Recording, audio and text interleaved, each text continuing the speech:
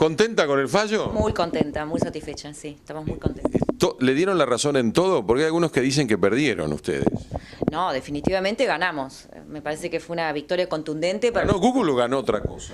Ganó la libertad de expresión, ganaron los usuarios, ganaron los buscadores, pero yo creo que también sienta principios que pueden aplicarse a cualquier proveedor de servicios online, ¿no? En Internet. Para usted, doctora, ¿qué surge del fallo como regla que establece la Corte? Que incluso usa palabras muy ayornadas, que sorprenden. Sí. Bueno, la principal regla es que los buscadores no son responsables por el contenido de terceros, es decir, no son responsables del contenido ilegal en sitios web o páginas web, porque no es contenido de los buscadores.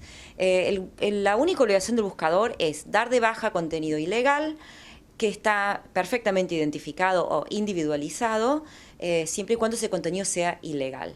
Y esa ilegalidad debe determinarse por la justicia, en reglas generales. En reglas generales, no, pero sí. Bueno, establece también esta misma regla que pauta la Corte, que el usuario puede pedir que den la baja. Bueno, del buscador, no del material. Sí. ¿No? El usuario o cualquier persona que encuentre contenido que es manifiestamente ilegal podrá pedir al buscador que ese contenido se baje. Y en ese caso, si el buscador considera que ese contenido es manifiestamente ilegal, obviamente ilegal, es decir, no es necesaria ninguna otra investigación, no es necesario recurrir a ningún otro hecho, es una ilegalidad manifiesta, entonces en ese caso el buscador debe, de acuerdo a este fallo, proceder también a dar de baja ese contenido. Y da una lista de casos o supuestos. Sí, da un ejemplo como guía, ¿no? En mi opinión son ejemplos. Ahora, esto es algo que Google viene haciendo desde el comienzo.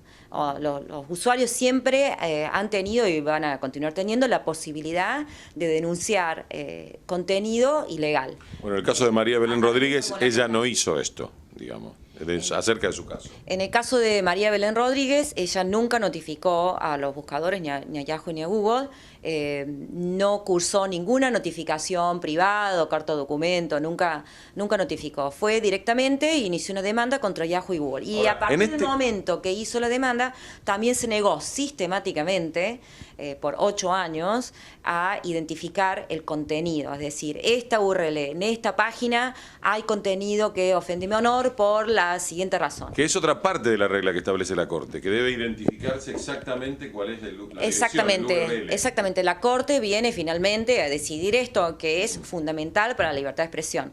Porque si el ofendido o la justicia no identifica qué contenido es ilegal, los buscadores simplemente no saben a qué contenido se refieren, no lo pueden bajar, no da una solución ni al usuario ni a la sub. Hagamos de cuenta que no se pelearon con María Belén Rodríguez. Entonces viene María Belén Rodríguez hoy y dice, sáquenme este material. ¿Qué hubiera hecho Google?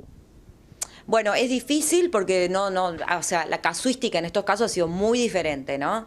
Tendremos que ver, ¿no es cierto?, en ese caso si hay determinado sitio de manera falsa y sin autorización está usando imágenes de una persona, estos sitios de contenido pornográfico sexual. O sea, tendremos que ver qué uso se hace y ver que ese uso no hubiera sido aceptado por la demandante, en este caso María Belén Rodríguez. En el caso de María Belén Rodríguez, ella estaba hablando de fotos que estaban subidas a la agencia a su agencia de modelos. Entonces es difícil concluir que ella no hubiera autorizado el uso de esa foto en ese sitio. Por lo tanto, hay que analizar caso por caso. Pero lo real es, y nuestros usuarios probablemente lo saben, que existen formularios online a través del cual cualquier usuario puede denunciar contenido ilegal a un buscador. Cuando el usuario usa ese formulario, lo completa de manera correcta, el principal tema es identificar el contenido y expresar de manera clara por qué considera que es ilegal. Ese reclamo se analiza caso por caso y se determina. ¿Ese reclamo le llega a usted? Bueno, no, llega a un equipo que se dedica a eso, no necesariamente a mí, llega un equipo que se dedica a eso y que va a analizar el reclamo y va a llegar a la conclusión si hay una ilegalidad manifiesta, si hay una ilegalidad obvia que surge de la misma imagen o del mismo texto identificado por el usuario. Y si no, vaya a la justicia. Vaya a la justicia, exactamente. En la mayoría de los casos, va a tener que ir a la justicia. ¿Por qué?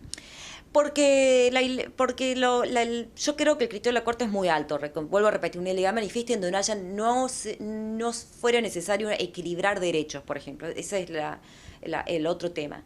En la mayoría de los casos, por un lado, puede haber un derecho a la privacidad y por otro lado puede haber un derecho a la información, puede haber un interés público, puede haber un derecho a la libertad de opinión, a la libertad de conciencia, etcétera. Entonces, como vivimos en una sociedad, siempre hay varios derechos que están en juego. Entonces, son temas bastante complejos donde, en mi opinión, no hay una ilegalidad manifiesta. Y entonces, Y entonces yo creo que los usuarios deben usar el formulario online, denunciar contenido y en el caso de que esto no resultara deberán recurrir a la justicia y obtener una medida cautelar. La otra regla importante del fallo es que estas medidas cautelares o esta orden de remoción o cualquier pedido de remoción debe identificarse contenido, cosa que no sucedía hasta ahora. lo más importante que surge de este fallo es las pautas muy precisas acerca de la libertad de expresión Exacto. y lo que significan para el sistema democrático. Exactamente. Pienso que este fallo es importantísimo porque viene de una forma a reconocer el papel central que tienen los buscadores para asegurar o facilitar la libertad de expresión, que es un pilar fundamental de toda sociedad democrática.